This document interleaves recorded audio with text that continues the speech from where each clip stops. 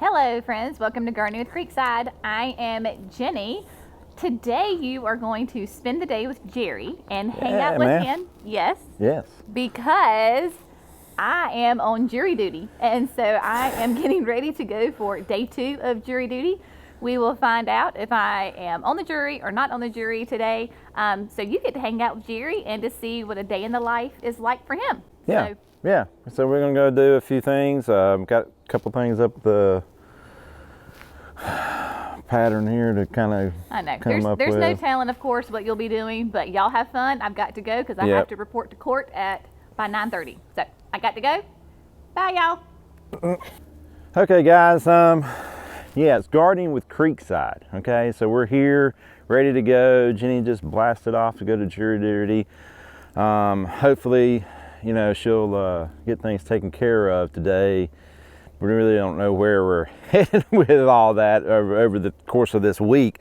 But I wanted to kind of take you on a little bit of a day in the life of what's going on, things that I've got going on today. And one of these things, I just wanted to spend a moment and talk about trees. We had just planted I guess it was about, you may have seen in the last video, it was a good number of trees and shrubs that were planted in that last landscape job that we did. And some of those were some really large trees that we planted. So you kind of get into these things in the gardening world, and I'll get on a soapbox too about, like, do you stake a tree or do you don't stake a tree? Is it right? Or some people may say that you always have to stake a tree. And I just wanted to spend a moment just kind of talking about all the trees that we've planted here and kind of give you some ideas about how or why we need to stake a tree. If you look behind me, you can see that we've shown in the video where we did the hydrangeas, planted bed right here, and that cryptomerias are all behind me. I planted those 17, 18 years ago, and not one tree did we ever stake. So they did really fantastic. But then there were several trees that we planted last year back here on the row. It was a privacy screen video that was out. Planted about 8 or 9 of them, and all of them have done really well, except for, you've probably seen this little guy in the video. Now, you may say, Jerry, that's why you need to stake a tree when you plant them. And you may be right, but I didn't. And so, but particularly this guy here has had issue, and it didn't come from not staking. Now, some of the other trees, I had to kind of watch them as they were growing and getting their roots established, because that's all you're waiting for when you stake a tree, is that you're just trying to give it time to establish its roots so it can support itself with the root balls. So these are really large trees. If you remember when we planted these trees last fall, these were B&Bs that we brought in. Had to use a really large auger to make a hole for these trees, which then made the job harder on myself. So then what happened here was more of my, I don't want to say laziness, but or inexperience with that big auger, because all of us have, issues here and there. But what I did is that I auged the hole incorrectly on this tree, which then caused it to kind of be raised up. Now, these trees were super large, and we really didn't have a really good way of pulling that tree back out of the hole, and we tried to dig around it to try to sink it, but that never really worked well. So we dealt with the issue of this tree falling over the season. So here later on today, I'm going to come back. I am going to stake this tree, and we're just going to kind of try to show you a good way or a proper way of staking a tree. But it didn't fall down because it was not necessarily staked, or because you should always stake a tree. It fell down because I planted it incorrectly to begin with, because the hole was never auged to the proper depth. So we tried to kind of make it happen. So that's what's happened with this tree. So we're going to come back. And so now I think we're going to move on today and run around, do about two different things. I'm checking on some shrubs. It's been cold. It's been 28 degrees over the last couple of nights. I'm going to go around and check on those and show you the difference between how shrubs look during this time of year, especially from the nursery, than they do in the spring, or what a shrub may look like if it's in the ground already this time of year. So trying to educate you a little bit about just what to look for if you're still shopping for shrubs at your local nursery, because here in the South we can still plant. I mean, we still have 5 or 4 landscape jobs to do before the end of this year, but we, you know, here the ground never freezes, so you hear us talk about that all the time. I mean, we're always planting during the winter. And like today, I really don't want to be out planting early this morning. It's 28 degrees, but here in just a little bit, it'll be 60 degrees, and it'll be a nice day to be planting some new shrubs, right? So we're going to go around, we're going to look at different shrubs. I have a water line, once again, to fix. PVC line down at the barn, it needs to be fixed. I have at the greenhouse, at the new greenhouse, I got to run to the local store and pick up some parts for putting in some water lines and electrical conduit lines, because they're coming to do concrete on Friday. So hopefully that'll be coming up in a video here in the next couple of days too, just showing the process of pouring the concrete in the greenhouse. So a lot of exciting things going on this week. A little bit of a down week. It's a lot of things going on, but the fact that Jenny's gone on jury duty, so it puts a lot of stuff on the family, but it all work out in the end. But let's go check on the shrubs at the shrub lot, okay? Okay, you know what? I decided to come over here and check this water line first. You know, I kind of, Christine and Jenny, you know, they use that word squirrel, you know, like I get a little squirrel going. So I got a little distracted as I was driving up, and I said, well, you know what? I really need to see if that water line is still on or off before we get up here and start it. But I just want to show you what we're talking about, and this is just the beginning of the excavation. See, this is one of the main water lines that feeds from the well over to behind the barn, and you can see down in there, this is a lot of water left over from when I had it on last time we watered. So that's what I wanted to check and see. See, I've still got all this goop and mud to clean out. So we're going to get over here in a little bit, and you can't even really, because it's kind of collapsed. So I wanted to see how much work I had ahead of me. Sometimes I'll do that so that way I know what to get. So we need to probably get some picks and shovels, and I wish I had an excavator. That's what I need to get next to make that job easier. But you know, hey, there's the greenhouse. So before we go up to the main shrub lot, we don't really have to go up there. I've got all kinds of shrubs down here, so you can walk around and see things that we have growing just right outside. I mean, it was 28 degrees this morning. They're hanging out, doing their thing. But one thing I wanted to show you was, if you look at a pot at the nursery right now, especially if you got a grower nursery like ourselves, when we're going to have our plants outside in the winter, you know, we're not pulling them. We don't have massive greenhouses to hold our shrubs in. And to try to, this guy here, he's a little further along, and that's like a lot of the hydrangeas you'll see sometimes when they're planted, because they're in the pot and we have experienced multiple freezes already. They're a little further along than if they were in the ground. They're holding their leaves a little bit more so than the ones Jenny had just planted some close to the patio.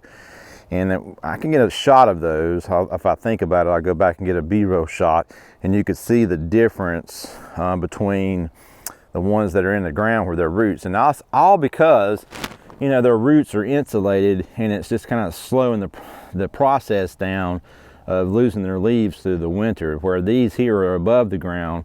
And if you're shopping, it's okay. There's nothing wrong with this plant.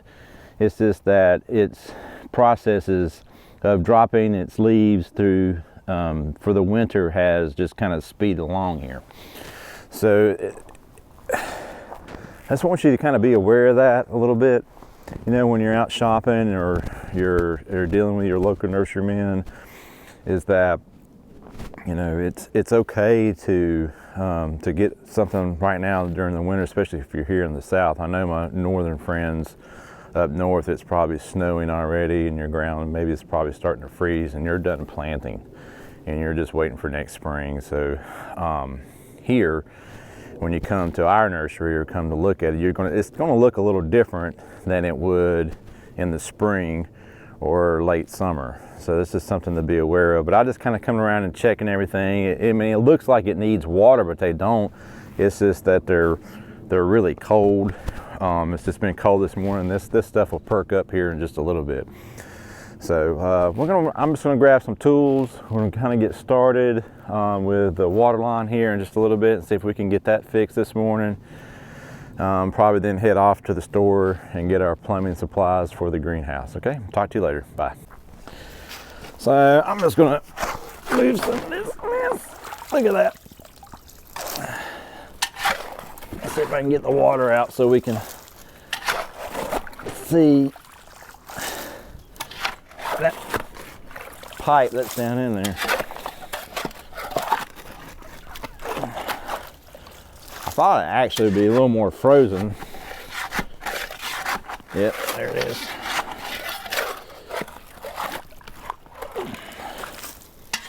It got warm the other day and I had to turn the water on, so it leaked and filled up this hole right here.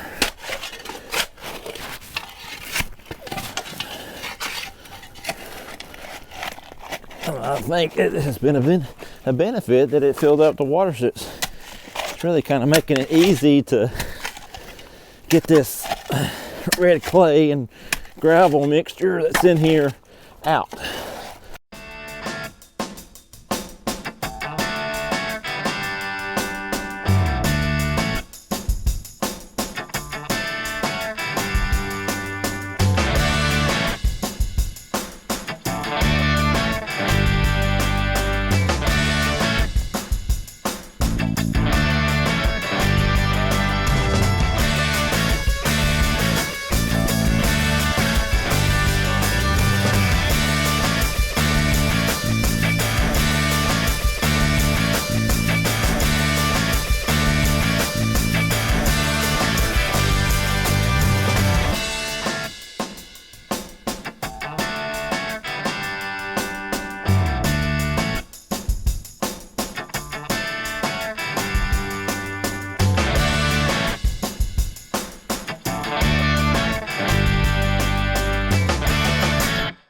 So I'm going to use one of these burlap bags because I didn't have a towel. I just wanted to show you, try to get some of this mud off.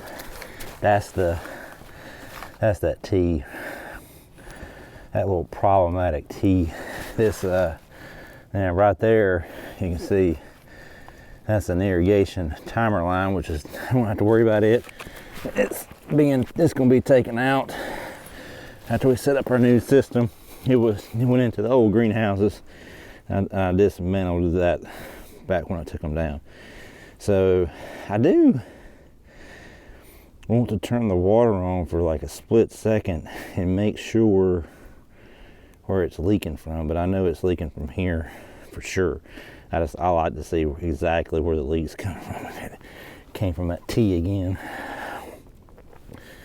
So anyway, well, I got some more digging to do. You can kind of see I pulled out this way. I need to try to get that same length on both sides, so I'll spend some time doing that, and then once we get all this wrapped back up, we'll show you how we did it. Okay. All right, guys, I came up here to production. This is production 2, the greenhouse we built last year. This is that first night grass. We're actually going to cut these down to 18 inches. We're going to go ahead and clean them up. The ones that I planted in the landscape last week, the homeowners have already chosen to go ahead and cut them down. A lot of grasses will look as nice winter interest.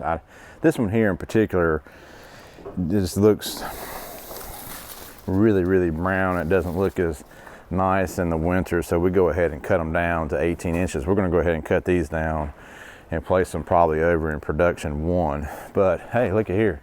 Now, this greenhouse is empty. We have pots on the way. They should be here this week from Proven Winners, the new grandes for the new annuals. I mean, it's crazy to think that in January the 18th, we will start growing all new annuals in here. This is where we're going to start between here and the new retail greenhouse that we just put up. So the process right now, Heather's over next door. She's kind of cleaning up. We're just kind of cleaning up, trying to get ready for a growing operation here. I was just working on that water line, but I came up here to check on her, and I just got to think, well, this would be kind of cool to see what we're doing. We've got all this to clean out. Just kind of got some weeds down through here, so I'll come through and I'll spray. We don't want any kind of weeds growing when we start growing all our new babies for you. But we'll clean this up. I'll get the blower, blow out all the leaves. We'll get it nice and pristine right before we start growing. Probably run some disinfectant on the sides, the doors, spray a little bit on the gravel. I'll probably spray a little insecticide in here just to kind of take out any kind of leftover eggs and babies. You know, we don't want any insects coming up in January when we start growing. But this is the back of the greenhouse. This is kind of where we got a little one pallet of soil, but we'll start cleaning this up a little bit. This is a little road I built going behind the greenhouse, takes us around. I had planted a few leftover hydrangeas back here on this hillside. That been no irrigation whatsoever. They're doing a pretty good job. I did want to take a minute and show you the big shrub lot that I mentioned at the beginning of the video, and just kind of walk through here real fast. I just wanted to check on things. I haven't been up here. We've been doing that landscape job, but there's that big auger I was talking about this morning right here. This guy. This was the large auger bit that we used on those trees. And the reason was I didn't take that auger down deep enough originally on that tree, and that's what really happened.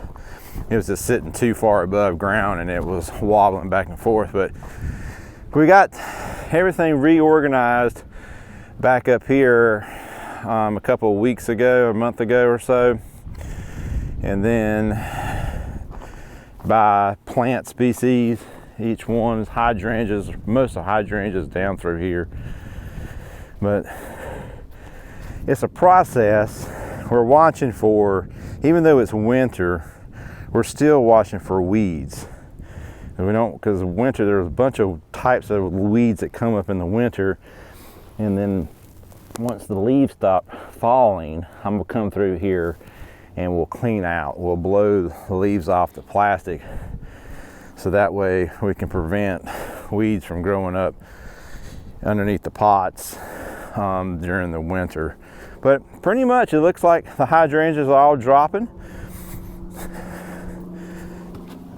They have their winter look to them, and that's not scary to pick up and plant in your yard. This is the perfect time to get that plant in the ground, get its roots established, so that way, because it has no leaves to support right now. And when you buy a plant in the spring, which is still fine, it's pretty and it has the flowers, it just requires a little more work on your part. Where like this one here, you know, it's has dropped all its leaves. It's going in the process of dormancy. It's going to go to growing its roots. So everything that we're planting right now, where we're able to plant, is excellent. So that's going to get it a root system supported for next year. Now this hydrangea here is that new one from Proven Winners. I always pronounce it wrong, guys. Zareba from Proven Winners.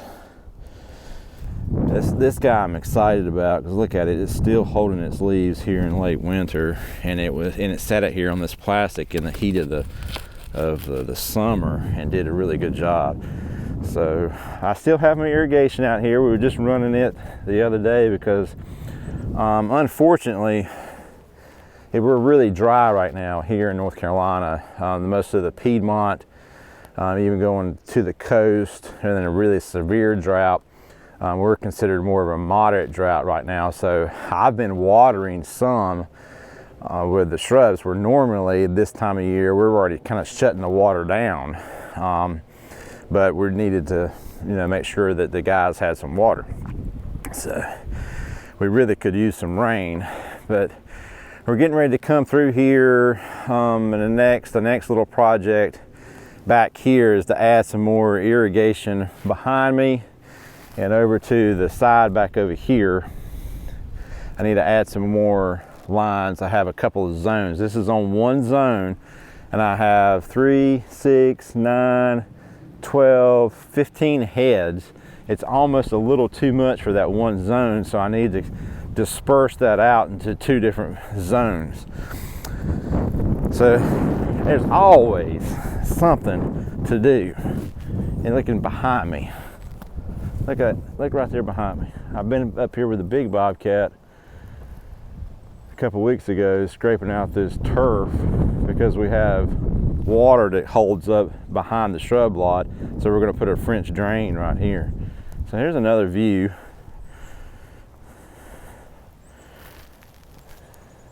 The greenhouse. So those are the lines, and what I'm going to do, if you can see, just right here, those sprinklers on this far side are not working. They're left over from spring, but I'm going to run a new line coming from here and then going this way, so this will be all one zone going up and down, so I disperse my water correctly throughout this shrub lot. So anyway, these are the things that happen in my day. I was just down there messing with that plumbing line, came up here, checked on Heather, and I got to thinking about, well, we need to start thinking about getting ready for January, So these are, I just kind of run through my day like this, and it seems like you're squirreling all over the place like a little squirrel, but it's important to take time. It's not every day is not like that. It's just today is just going to be multiple different things going on at one time. So I'm going to go ahead and find my other shovels that I was looking for, and then go back down and start working on that water line and make that hole bigger like we were talking about, okay?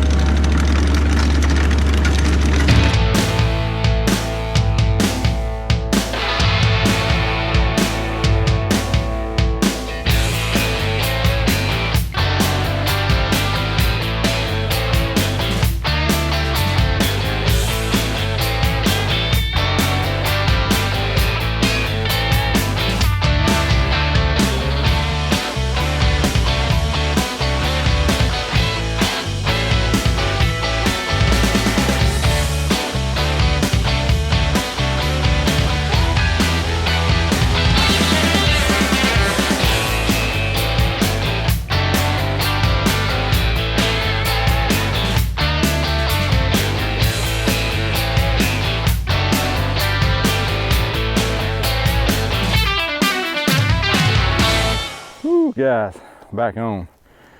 Came back down here, started digging there. I think hopefully we showed that to you. Muddy mess. When you have red clay with water, it is heavy. Where's he at? I did bring in my trusty handy bobcat so you can see that rascal. A very careful trenching helps me at least loosen up the gravel so I didn't have to pick all that out. Thought about that after I left the shrub lot just a few minutes ago, so I got to grab the trencher, kind of try to help me out a little bit. So anyway, I did find what happened. I don't know if you saw, but right here is right there. If you can see that T right there, right there is where it came loose. Readjust here so you can see it. It's right there.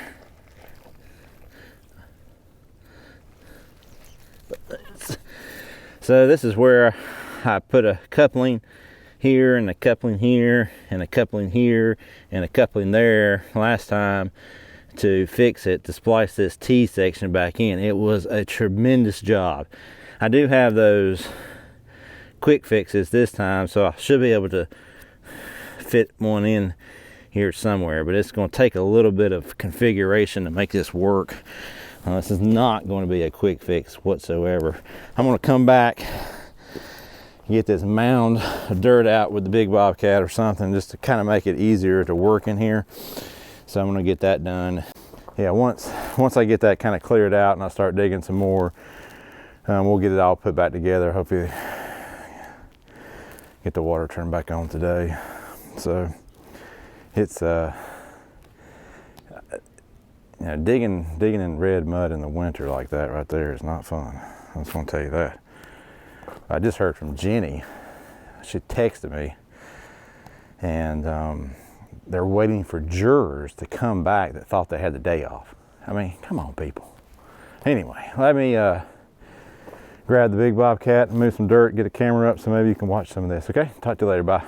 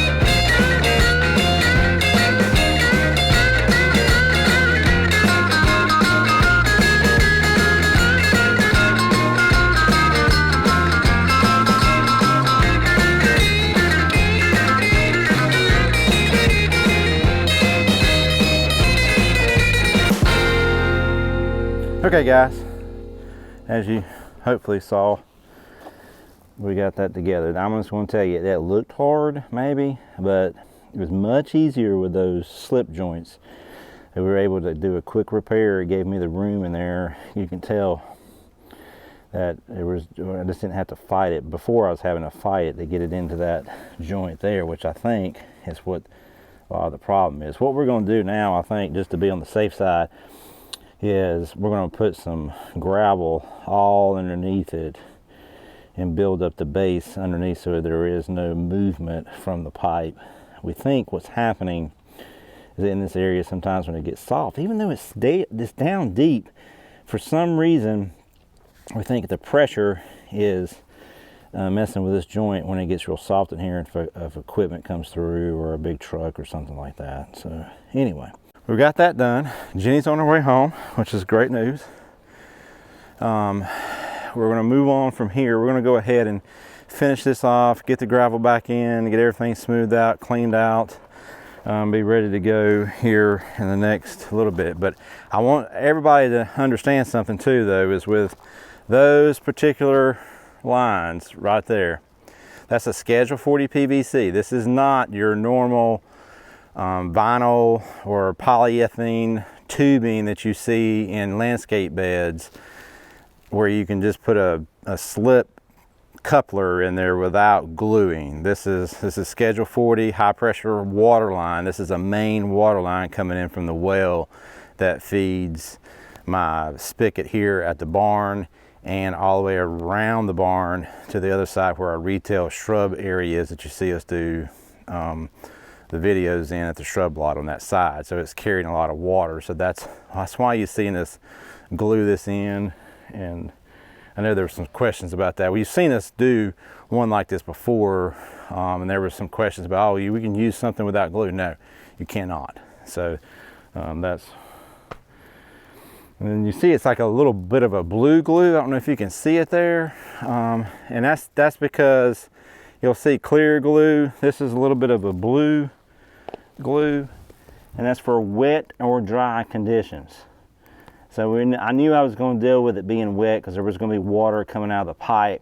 So I went ahead and I almost always use that because I'm always dealing with different plumbing situations here at the nursery, and you're always dealing with some sort of residual dampness from either the dirt or water coming out of the pipe.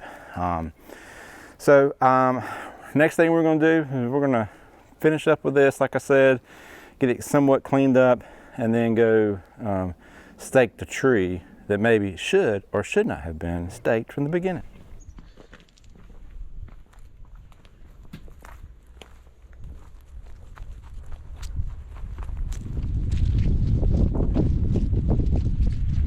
Okay guys, I'm back over here where I started the video this morning talking about should you stake a tree or should you not stake a tree. Most of my trees I didn't stake. We just finished up fixing the plumbing error leakage here a few minutes ago. So I'm going to get to work on staking this tree. We're going to show you a few little things because we have a few little items I think that will help you stake a tree, but I have a little bit of surprise. I'm free! I'm back.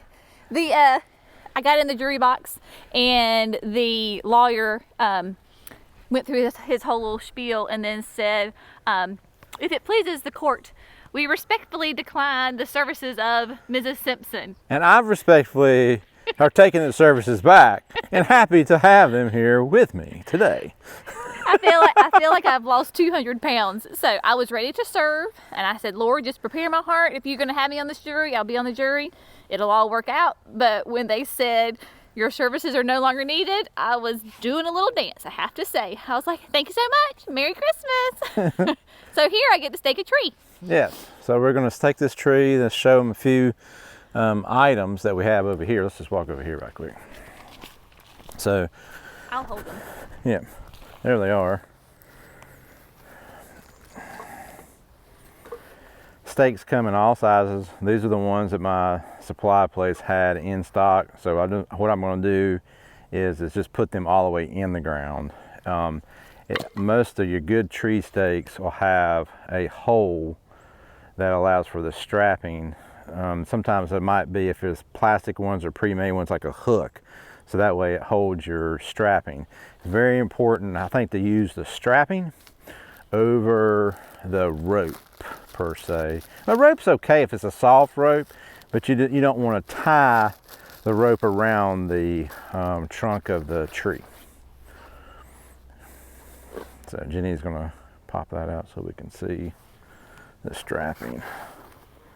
So there's the strapping. It's like a nylon flat, not rope, but strap. Yep.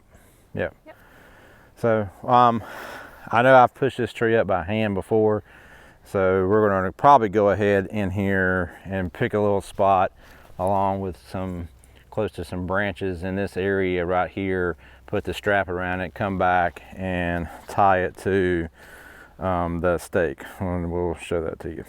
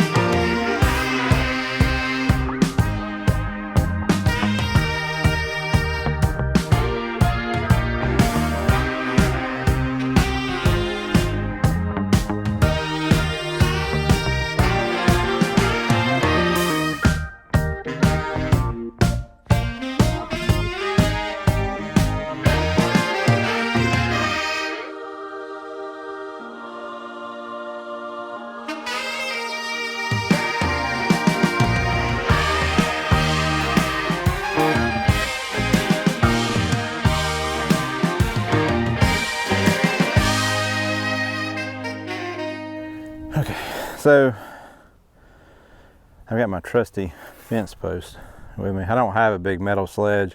I'm just using the opposite end of the fence post driver and just drive this stake all the way down. So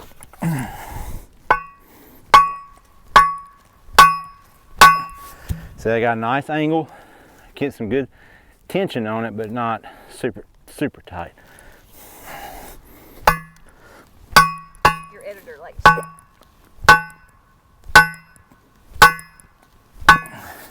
So most of the time you're going to have at least one. This way, if you chose to stake first, you would go more of like a triangle.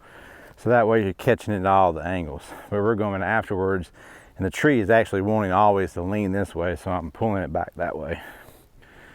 I really think we'll be okay, but Jenny, it still could come to the front, yeah, and it still could come to the back. I think we'll just put a little one on the front and the back, and then we'll call it a day. Yep.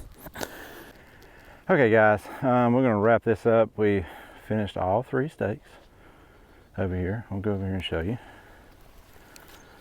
So we have number 1, nice, tight, but not too tight.